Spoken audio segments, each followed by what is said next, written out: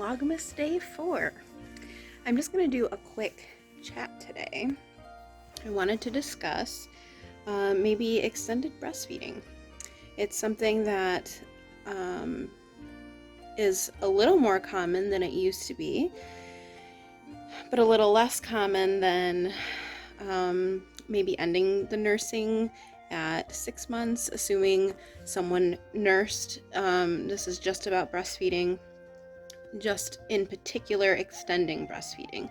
So extended breastfeeding is in our country considered going beyond 6 months, which is pretty crazy. If you look at the statistics, in other countries, breastfeeding goes well beyond 6 months and is still shown to be having beneficial nutrients long after 6 months as well. So in other countries, nursing often ends at 7 years old, around that age. And while we are coming to the end of our nursing journey and have been for quite some time, I just wanted to talk about my experience a little bit and how it's looked for us. So since my child has been about 3-ish, I would say our nursing has looked a lot different from her earlier years and months. So in the beginning, she was like a constant nurser, constant. It was all the time.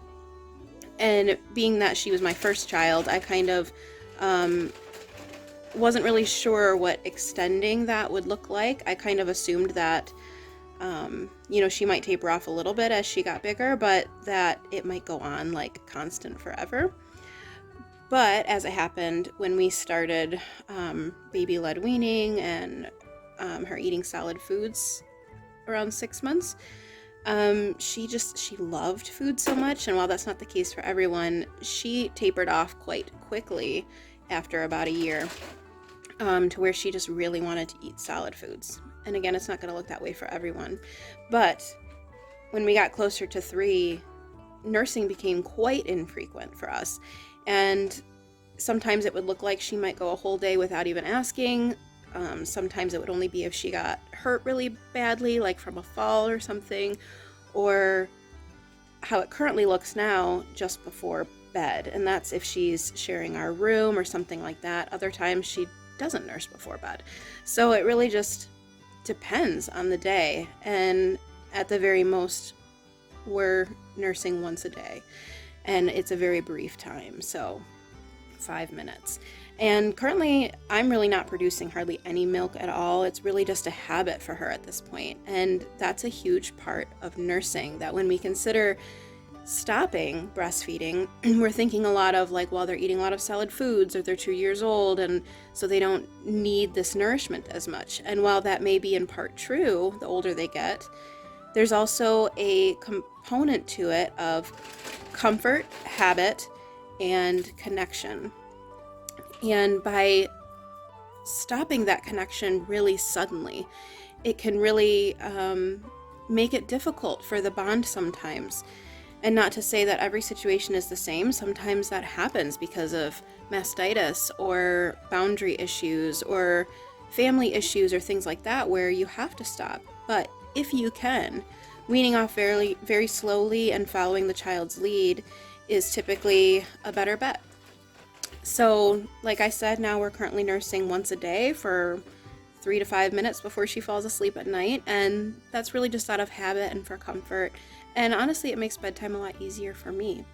She, of course, no longer stays latched all night like she would have when she was a small infant. But that brings me to one of the main things that I wanted to discuss around the issue of extended nursing, which is healthy boundaries. Healthy boundaries are so, so important when it comes to nursing an older child, especially because they begin to develop their own personalities and their own different ways of thinking maybe from you. Sometimes they push those boundaries. And for me to be able to have continued nursing as she's now 4.5 years old, even to the extent that I am, I've needed a lot of boundaries around that, because I believe in bodily autonomy. And while, I tell her her body belongs to her, not anybody else, Nobody should be touched in a way that they don't want to be touched. This includes hugging, discipline, etc. I need her to understand that that goes for everyone and not just her, to enforce empathy and healthy boundary setting.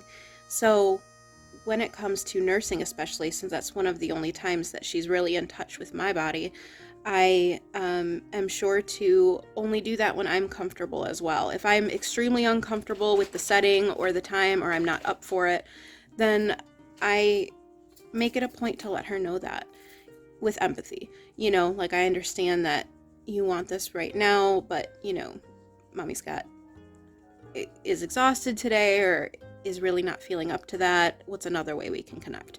You know, and so I'm really just saying that because I find that a lot of times when we nurse in an extended fashion, sometimes it goes beyond what the parent is comfortable with, or they're doing it when they don't want to. Their body is exhausted, or they're feeling a lot of repulsion at the idea sometimes.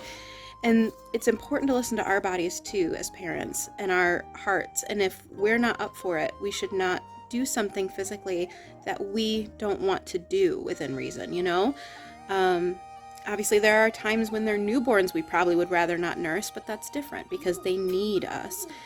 But when they're older and it becomes more optional, I think it's really important to show them that you have bodily autonomy as well, and to let them know that nursing isn't going to go on 5 times a day at the drop of a hat anytime they want it.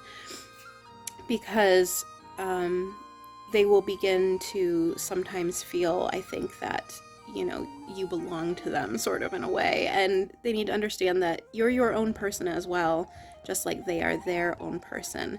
And that we can be respected in the same way that we respect them. And that's assuming that the respect goes both ways, as it should. So I just want to also lastly encourage anyone who's already extended breastfeeding or is considering it, that it is possible, and that everyone's journey looks a little bit different. Some children nurse more than others, some children stop earlier than others, or some children go longer than others. And also, if you ended your nursing journey prematurely, if you didn't nurse at all, if extended nursing just didn't work for you for whatever reason, just know that I believe that everyone does the absolute best with what they can, and whatever you did is perfect for you, it's perfect for your family, and that it's all a journey. And nobody has all of the answers, and we're all just kind of living one day at a time, which is really how you should take the nursing journey as it goes on longer and longer, is it becomes one day at a time. And so I hope that this encourages you to continue on with your bond with your child, whatever that may look like, and to know if you are still nursing and you're feeling exhausted, you are not alone, and we're all doing the best that we can.